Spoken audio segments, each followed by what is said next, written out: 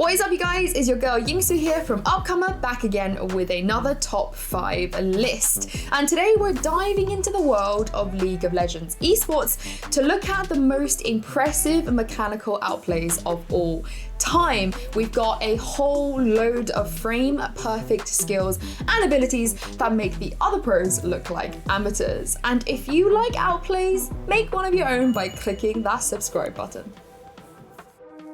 Right, our first outplay needs no introduction because at number 5 we've got the classic. And unless you've been living under a rock, you've definitely seen this juicy outplay. Of course, it is the Z versus Z, Telecom versus Telecom, Faker versus Ryu. Faker, what was that? At the 5th and final game of the 2013 Summer Finals, the LCK's 2 Telecom giants found themselves in a blind pick grudge match, with each mid laner locking in Zed, one of the flashiest champions in the game, and may I add, one of the most annoying ones to play against as well.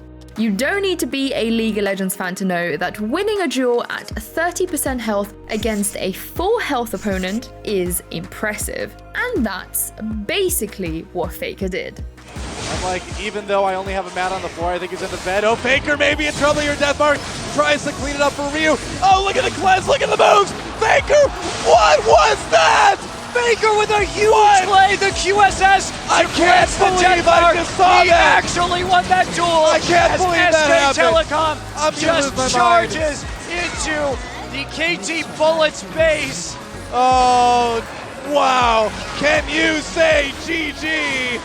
After Ryu used most of his abilities to chunk Faker down to near death, the unkillable Demon King began his outplay. He used the Z ult to start and hopped to a shadow clone to create distance between the 2 shadow ninjas. Then he used QSS, an item that cleanses your champion of all debuffs, removing both Ryu's Z ult and Ignite, either of which would have killed Faker on its own. Finally, Faker flashed away, simultaneously dodging Ryu's ranged abilities while also creating even more distance from the melee champion. And by the time Ryu flashed to follow him, Faker used his last ability to secure the kill and escape. Not for a while. So Ryu gets the drop onto Faker right there, gets him down to about a 3rd health, and we see the death mark come down right there from Ryu, the immediate cleanse. Look at the shadow swap, so the QSS removes the death mark, and then at this point he gets enough damage with the flash afterwards to chunk him just up. Ryu tries to come in, but there we go. Back to the living shadow again. Back with the... At the end of the day, Faker played every single millisecond of the fight perfectly, and Ryu ruined his chances by igniting too early and not checking Faker's inventory. Still, 8 years later, it's one of the most impressive individual outplays League Esports has ever witnessed. That was one of the most amazing plays I have ever seen in League of Legends.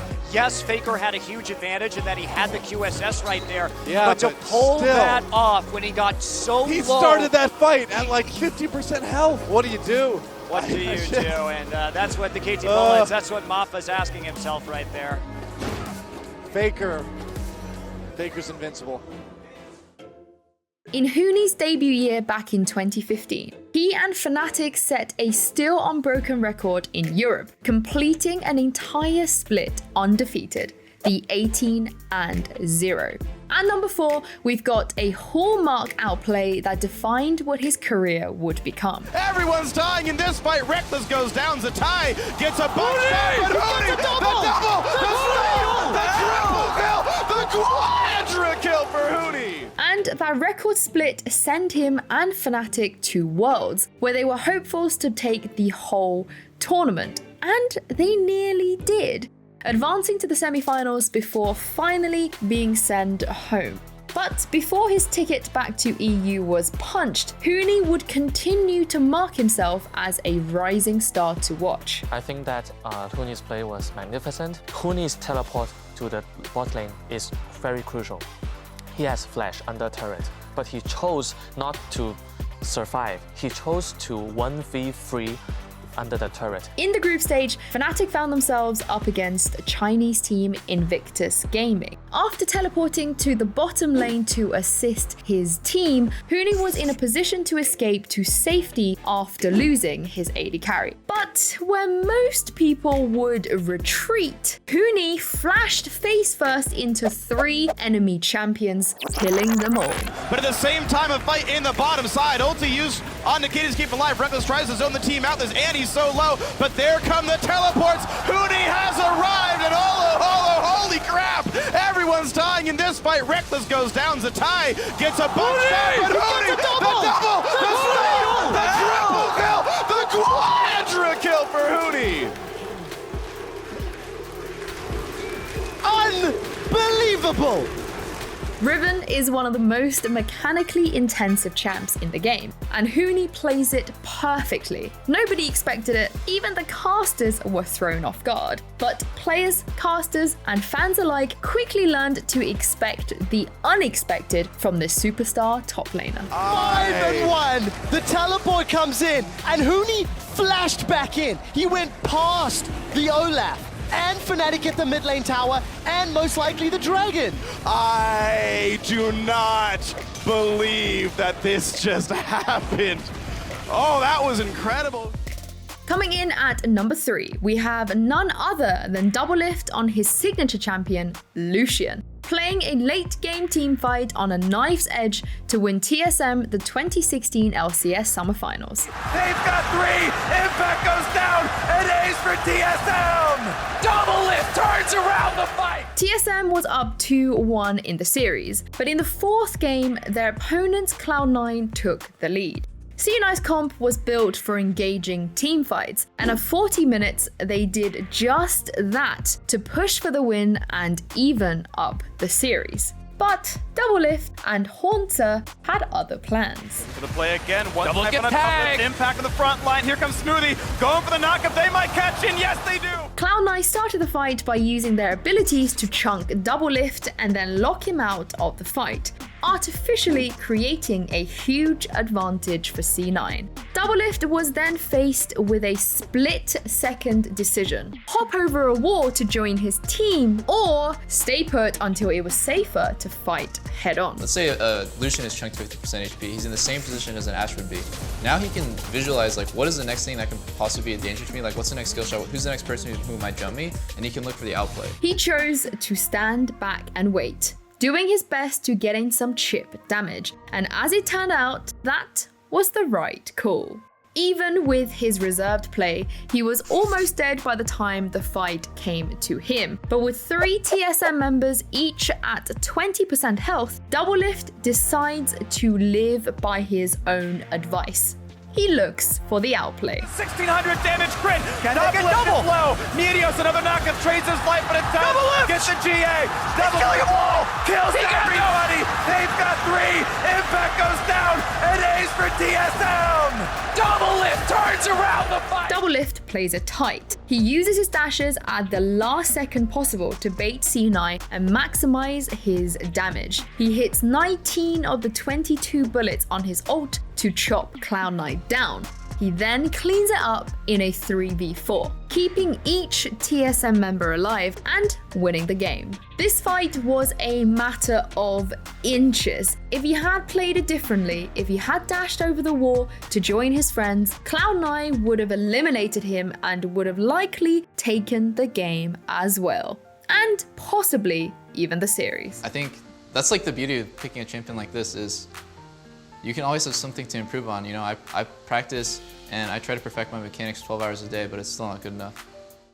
In what was otherwise an ordinary team fight in a regular season game, the legendary ruler made a mind-blowing mechanical play against Sandbox Gaming. At number 2, we have perhaps the best micromanagement of an AD carry in League's history. Ruler on Ashe, orb walking to perfection. Cleared. He's going to go gold. Ruler's going to turn up, but now Root gets into the right position. Oh my god, the kiting. out of Ruler's Ashe is just disgusting. Outplays going to go down. It's going to be Clid that grabs that kill. In fact, make it a double. To join the fight, Ruler uses his ultimate to stun the enemy mid laner and walks forward to force him out of the fight. Now, Ruler seems out of position, stuck between the enemy frontline and AD carry in a 1v3. Except this isn't just any Ashe, this is Ruler's Ashe. He can just simply outplay them. Ashe as a champion does two things well: maintains space between her and danger and attacks very, very fast. But when Ashe gets flanked, it usually spells doom for the Frost Archer. Making this specific outplay requires near inhuman speed, but that's what Ruler gives us. He clicks so fast that the LCK production team had to slow it down to 30% speed to help us see what he was actually doing.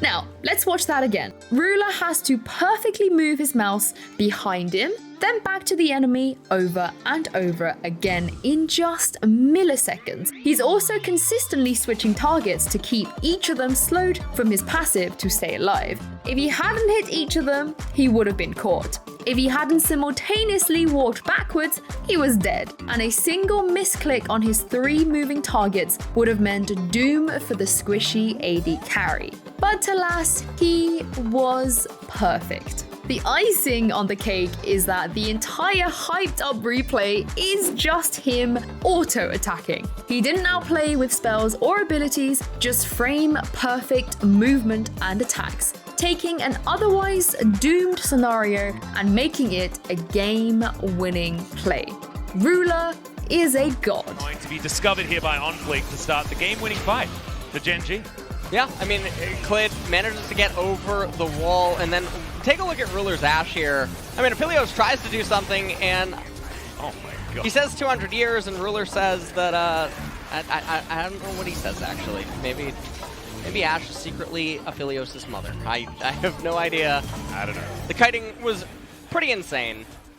In our number 1 spot, we have an incredible outplay that shocked fans across the world. In the 2017 World Championship, the number 2 European seed, Misfits, went head-to-head with previous world champions and tournament favorites SKT to deliver one of the best World Series of all time. Huni talking about how difficult the day was for them, how unexpected some of the picks were and what they had to deal with. Another thing that was unexpected was the fact that the series even went to 5 games, Papa Smithy. When we look at the outset of the day, the way that this was set up, 3-0s across the board. Misfits weren't ever supposed to advance out of groups, but thanks to a crumbling TSM and a broken Flash Wolves, they found themselves in the quarterfinals against the only team to ever win Worlds twice, and they went at them hard. Because Misfits right now is taking it to the reigning champs. 2-1, we're going to match point, and they do it with fervor Leona. It's amazing. It's unprecedented as well, but everything is unprecedented until it happens for the first time. Fervor Leona against SKT.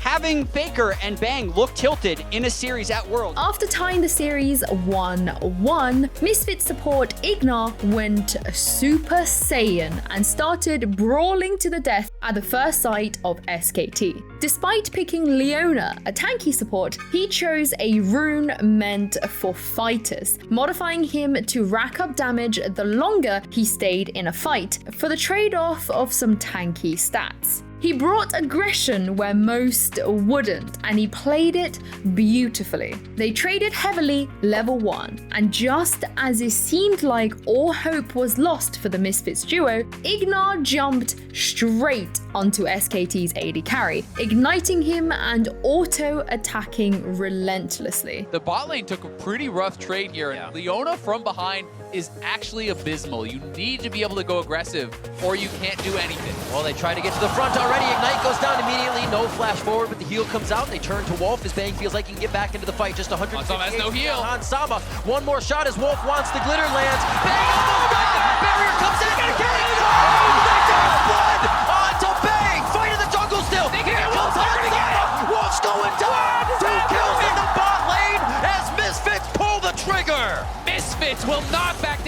It was how he played the fight that was so impressive. He hit the AD carry as long as he could, but switched targets to keep his own bot laner safe to pressure the enemy support. Then, when he could, he switched back to the AD carry to finish him off. When he looked like he was about to die, he flashed to a low health minion, executing it with his item passive to provide a clutch heal for both him and his lane partner before they finally finished the 2v2 double kill. Let's watch the play one more time. They're getting chased down. They know they need to turn it. As Bang is pushed out, Misfits are handling this exceptionally well, and Leona is actually getting so much damage out with the fully stacked Fervor, mind you, even through the shield. Look how much damage that auto did. From his target selection, to his flash, to drinking his potions, and the runes he chose for the game, everything he did was to perfection. Misfits went on to actually win that game, going 2-1 over the Korean superstars and Faker himself. They barely failed to take the series, falling 3-2, but their David-like blows against the Telecom Goliath shook the scene and inspired the European scene so much so that they made Worlds Finals the following year. One player that I do want to talk about besides Faker on Misfits' side is Ignar. We don't hand out player of the series to losing teams, but if we did, I think Ignar would have a huge case for getting it in this series. Do you know what? I feel like I pulled off some kind of nutty outplays in gold ranked. How hard can that be? I don't think I've played against AZ in solo queue for like 3 years at least, maybe more, 4 or 5 years, maybe more. I just permabanned that guy because I don't want to play against Zed. Let me know, guys, do you have any permaban champions? See you guys for another week.